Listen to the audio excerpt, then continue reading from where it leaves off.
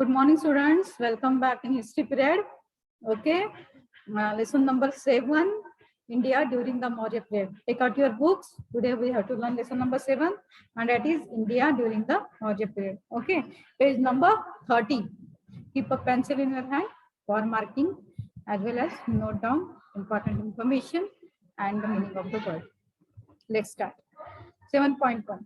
The Greek Emperor Alexander's invasion. Invasion means what? Invasion means attack or aggression.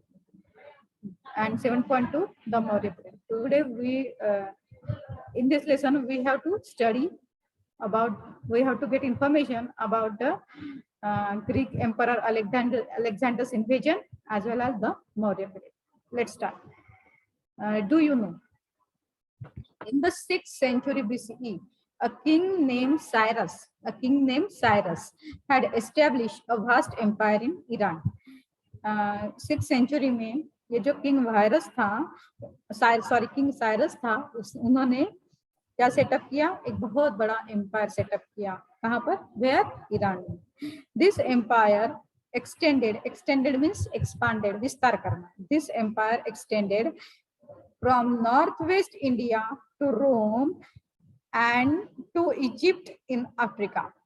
Around 518 BCE, before Common Era, an Iranian emperor named Darius had conquered the region to the northwest of India up to Punjab. Darius had recruited means appointed some soldiers from this area into his army. Darius ने क्या किया? कुछ soldiers को की recruitment means क्या? Appointment किया. ठीक है. देन उसके आर्मी में we learn about this from the writings of Greek historians. Political relations between India and Iran were established during the reign of Emperor Darius. Emperor Darius से ही हमारे relation जो है इंडिया के और ईरान के देखे गए हैं. ठीक है. This led to great exchanges in the fields of trade and art. और उसका कॉन्सिक्वेंस यानी परिणाम क्या हुआ कि exchange of ideas related to trade and art within both the countries. Emperor Darius had introduced a uniform currency called darik in all parts of his empire. ये जो emperor धरुष था उसने एक ही करेंसी रखी थी जिसका नाम क्या था? Daric. This made trading easier. और उसकी वजह से जो व्यापार करना था लोगों को इजी जाता था. The capital city of Persepolis was built during his reign. यानी उसके पीरियड में, उसके कार्यखंड में ये जो कैपिटल सिटी थी पेरिस्पोली, उसी का निर्माण किया गया. पेरिस्पोलिस इज इन ईरान. वो और ये पेरिस्पोलिस कहाँ पे है? ईरान में है. See the picture of Darik, right? Now the Greek Emperor Alexander's invasion. Alexander the Great Emperor invaded means attack or assaulted India's northwestern frontier in 326 BCE. 326 BCE में Alexander ने इंडिया के नॉर्थ वेस्ट फ्रंटियर पर आक्रमण किया. ठीक है. Now crossing the Indus means Sindhu river. याद रखना. हाँ, इंडस मीन्स सिंधु रिवर. ही रीच तक्षशिला. वो कहाँ पर जाकर पहुंचा? तक्षशिला में. On the way he met with forceful opposition from the local Indian kings. लेकिन आते आते उसको किसका विरोध हुआ? लोकल इंडियन किंग्स का विरोध सहना पड़ा. He defeated them all and successfully reached the Punjab.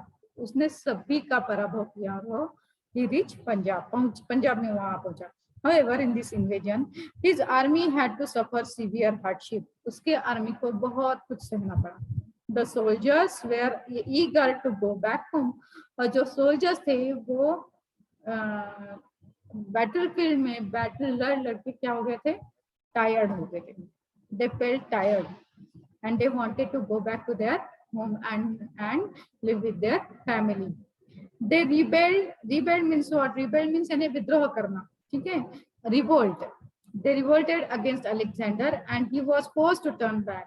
और उसे फोर्स करने लगे कि हमें अभी क्या करना है, we want to go back to our home. He therefore appointed Greek officer to administer the conquered territory. That's why he appointed Greek officer. क्यों? Why he appointed to administer means to राज्य कारभार करने के लिए वहां पर to conquer the territories यानी जो प्रदेश उसने जीता हुआ है उस प्रदेश का कामकाज देखने के लिए. They were called satraps और उसका नाम उनका नाम क्या था? सत्रप. ठीक है. He started his return journey but died on the way back in 323 BCE at Babylon. उसने अपनी वापस जाने के लिए शुरुआत की अपने होम टाउन की तरफ, लेकिन रास्ते में ही वो मर गया. कब? He but died on the way back in 323 BCE at Babylon. Okay. Today Babylon is in Iraq. Alexander's campaign means Alexander drive or expedition led to an increase in the trade between India and the Western world. और ये जो था इसकी ये जो मुहिम थी India के ऊपर उसने जो निकाली थी उसका नतीजा और एक हुआ कि जो व्यापारिक संबंध थे ना वो इंडिया के और वेस्टर्न राष्ट्र के वो और ज्यादा बढ़ गए. The historians who accompanied Alexander introduced India to the Western world through their writings. और जो कुछ historians थे, कुछ historians यानी इतिहास लिखने वाले इतिहासकार जो थे, the historians who accompanied Alexander, जो अलेक्जेंडर के साथ चल रहे थे, उन्होंने introduce India to the Western world, उन्होंने ही परिचय करवाया वेस्टर्न वर्ल्ड का इंडिया को and through their Greek sculpture influenced Indian art, giving rise to the Gandhar school of art. See here, Greek sculpture जो था ना वो बहुत ही प्रभावित हो चुका था जिससे इंडियन आर्ट से इंडिया की जो कला है इंडियंस में उसकी वजह से and giving rise to the Gandhara school of art. और वो किसके फैन बन गए? गंधारा स्कूल ऑफ आर्ट के. The Greek kings minted means coin. Characteristic coins. On one side, the coin had a picture of the king who had minted the coin. यानी उन्होंने coins निकाले तो ऐसा coins था उसमें जिस राजा ने वो coin निकाला उसका picture उस एक तरफ छपा हुआ था and the other side a picture of a Greek god और दूसरे side Greek देवता का picture था. The name of the king was also written on the coin और जो राजा था जिसका picture था उसका name भी वहां पर लिखा हुआ था.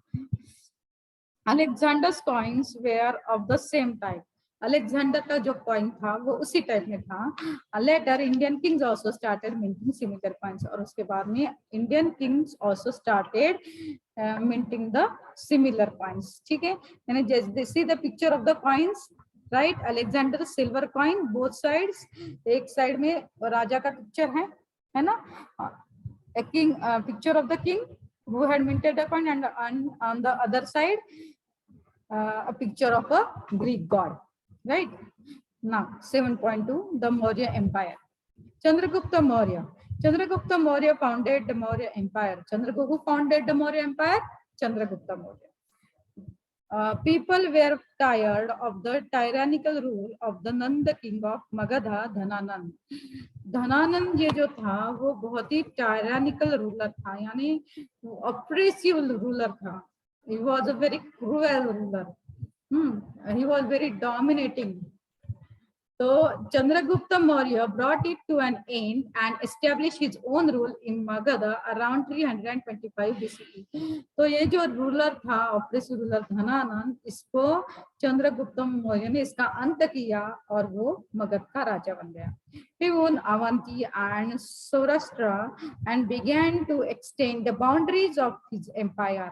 और उसने अवंती को भी जीता, अवंती राज्य जो था वो जीता, उसके साथ साथ उसने सौराष्ट्र जो था वो भी जीता and began to extend the boundaries of his empire और उसने अपना साम्राज्य विस्तार किया. After Alexander's death, a struggle for power began among the satraps he had appointed. और फिर बाद में क्या हो गया? अलेक्जेंडर के मृत्यु के बाद में struggle for power, सत्ता पर आने की लालसा began among the satraps, जो satraps थे उनके मन में पैदा हो गई. And Seleucus Nicator was Alexander's general. Seleucus Nicator कौन था? अलेक्जेंडर का। Underline this sentence, Seleucus Nicator was Alexander's general. He became the king of Babylon after Alexander's death. Alexander की मृत्यु के बाद, after death of Alexander, Seleucus Nicator was the king or the ruler. He invaded the northwest frontier region of India and Punjab. उसने क्या किया? उसने घेरा डाला, उसने अटैक किया इसके ऊपर, नॉर्थ वेस्ट फ्रंटियर के ऊपर जो प्रदेश था कहाँ पर? अपना इंडिया का, एंड पंजाब, और पंजाब के ऊपर। Chandragupta Maurya successfully resisted, resisted means to stop और टू प्रिवेंट, प्रतिकार करना, his aggression. The defeat of Seleucus Nicator led to the inclusion of the north west region of Kabul, Kandahar and Herat in the Maurya period. See the defeat of the Seleucus, defeat यानी हार, defeat means what? हार, ठीक है। ये जो हार हुई Seleucus Nicator की, लेड टू द इंक्लूजन, यानी उसका inclusion, led to the inclusion of the north west region of Kabul, यानी जो नॉर्थ वेस्ट की तरफ जो रीजन था ना, यानी जो प्रदेश था, कौन सा? काबुल, कंदहार एंड हेरात, वो किसमें अभी आ गया? मौर्य एम्पायर में वो इंक्लूड किया गया। Inclusion means what? Include, consist of, यानी समावेश करना, ठीक है। Now let us see, do you know Vishakha Datta, the Sanskrit playwright, wrote a play called Mudra Rakshas. It relates how Chandragupta Maurya defeated Dhananan and established on independent power. एक जो Sanskrit play था, वो किसने लिखा था? was the writer Vishakha Dutta was the writer of the Sanskrit play Mudra Rakshas, and it relates how Chandragupta Maurya defeated Dhananan. और उसमें ये दिखाया गया था कि how Chandragupta Maurya defeated Dhananan and set up an independent power. The plot gives special importance to the contribution of Arya Chanakya, also known as Kautilya. और उसमें special importance किसे दिया गया था? Special importance given to Guru of Chandragupta Maurya, and he was none other than Arya Chanakya, or we can say Kautilya. Okay, now Megasthenes, Seleucus Nicetas' ambassador, stayed back at Chandragupta Maurya's court. ये जो थे Megasthenes, Seleucus Nicator, ambassador stayed back at Chandragupta Maurya's court. Ambassador यानी राजदूत, ठीक है। His book Indica, underline this, his book Indica is an important source for the study of India during the Maurya period. उनका जो book है indica, वो क्या है? बहुत ही इंपॉर्टेंट, महत्वपूर्ण स्रोत है किसके लिए? For the study of India during the Maurya period. Maurya period में इंडिया कैसा था उसके बारे में हमें पता चलता है। There is an inscription stating that Emperor Chandragupta Maurya had built a dam called Sudarshan near Junagadh in Gujarat state. So here there is an inscription stating that, एक inscription भी पाया गया है, inscription and carving पाया गया है, जिसमें क्या लिखा है? There is an inscription stating that Emperor Chandragupta Maurya, Chandragupta Maurya ने क्या बांधा? एक डैम बांधा जिसका नाम क्या है? सुदर्शन, और वो कहाँ पर है? Near Junagadh in Gujarat state. Okay, now see, do you know? According to the Jain tradition के अनुसार, it is believed that Chandragupta Maurya had accepted the Jain religion. Chandragupta Maurya ने क्या एक्सेप्ट किया था? जैन रिलीजन एक्सेप्ट किया था, ठीक है। Towards the end of his life, उसके life, towards the end of his life, he addicted the throne. Addicted means what? He abandoned the throne. Okay, he addicted the throne and spent his remaining years at Shravanbelgaon in Karnataka. That was where he breathed his last. See here, towards the end of his life, जब at the end of his life, he abdicated means abandoned the throne. उसने त्याग किया अपने राज सिंहासन का, and spent his remaining years, और उसने अपने remaining जो years थे वो at Shravanbelgaon, जो कहाँ पर है? कर्नाटक में है। कहाँ पर है वो? कर्नाटक में है, वहां पे अपने दिन गुजारे। That was where he breathed his last, और वहीं पर उसका अंत हो गया। Now Emperor Ashok, after Chandragupta renounced the throne, he was succeeded by his son Bindusara. जब चंद्रगुप्त का अंत हो गया तब वहां पर उसका उत्तराधिकारी कौन था? वारस कौन था? बिंदुसार, ठीक है। After Bindusara's death, his son Ashok succeeded to the throne in 223 BCE। जब बिंदुसार की डेथ हो गई तो उसका सन जो था कौन, अशोक, उसने राज्य कारभार संभाला। Ashok had been appointed the governor of Takshashila and Ujjain before he came to the throne। और ये अशोक जो था उसकी अपॉइंटमेंट की गई किसके लिए, गवर्नर ऑफ तक्षशिला। वो कौन था, तक्षशिला का गवर्नर था, एंड और उज्जैन का भी था, before he came to the throne। As the governor, he had successfully crushed the revolt at Takshashila। और गवर्नर होने के नाते उसने जो हल्ला हुआ था, जो रिवोल्ट किया गया था तक्षशिला के ऊपर, उसने कुचल डाला। After becoming the emperor of Magadha, he launched a campaign against the state of Kalinga। Kalinga occupied the region of today's Odisha state। Emperor Ashok conquered Kalinga। और बाद में Emperor अशोक ने conquered means won कलिंग देश। ठीक है। Ashoka's empire extended from Afghanistan in the northwest and Nepal in the north to Karnataka and Andhra Pradesh in the south, and from Bengal in the east to Saurashtra in the west। और ये जो अशोक का जो empire था उसका विस्तार कहाँ तक हुआ, अफगानिस्तान से लेकर नॉर्थ वेस्ट तक, और Nepal in the north to Karnataka and Andhra Pradesh in the south, and from Bengal in the east to Saurashtra in the west. यानी चारों तरफ उसका साम्राज्य फैल गया। The Kalinga War। Ashoka was deeply moved by the bloodshed of the Kalinga War। उसे बहुत दुख हुआ। He decided never to wage। Wage means what? Wage means start or carry on। Never to wage a war again। और उसने ये तय किया वो फिर से कभी भी युद्ध की शुरुआत नहीं करेगा। He came to believe that truth, non-violence, compassion and forgiveness were the important values। और उसको एक बात समझ में आ गई क्या, कि जो ट्रूथ, सच्चाई, सत्य, नॉन वायलेंस, अहिंसा, compassion means kindness, and forgiveness यानी क्षमा, माफ कर देना, वे are the important values. Ashok wanted to spread these teachings among the common people.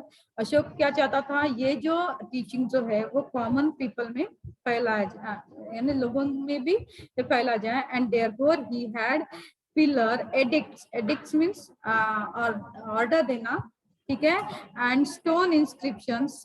inscriptions means carving, engrave means inscribe throughout his kingdom। these यानी इस तरह से उसने क्या बनाए, ऐसे पिलर्स बनाए, ठीक है। these writings are in the Brahmi script. और ये जो राइटिंग था ना उसका, वो कौन से स्क्रिप्ट में था, ब्राह्मी लिपि में था। in these inscriptions he is referred to as देवानाम्पियो पियादाश्री, means believed of the gods and he who looks on with affection। ठीक है, यानी उस पर क्या लिखा था, देवा नाम पियो पियादशी, Piyadasi. Another inscription state that 8 years after he ascended the throne, he made the conquest of Kalinga and had a change of heart on seeing the devastation it caused। और एक inscription था, उसमें बताया गया था, क्या दिखाया गया था, 8 years आफ्टर, 8 साल के बाद में वो थ्रोन पे बैठा, एंड उसने कलिंगा की मुहिम निकाली, and had a change of heart on seeing the devastation it cause. और वहां पर जो डिवास्टेशन यानी विनाश हुआ वो देखकर उसका हृदय भर आया, उससे बहुत दुख हुआ। An inscription of Emperor Ashok at Delhi Topda shows that he had put strict restrictions on the hunting of bats, monkeys, rhinoceroses and on setting fire to forests।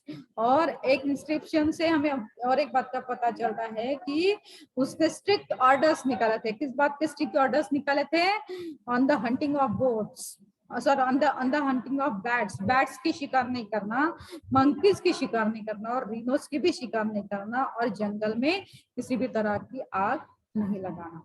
ठीक है। Now students, we have to stop today here, and your duty is that, your homework is that read lesson carefully and underline hard words and find out meaning from the dictionary and note down all the hard words in your copy। Okay, tomorrow we will see the remaining portion of this lesson, and bye bye।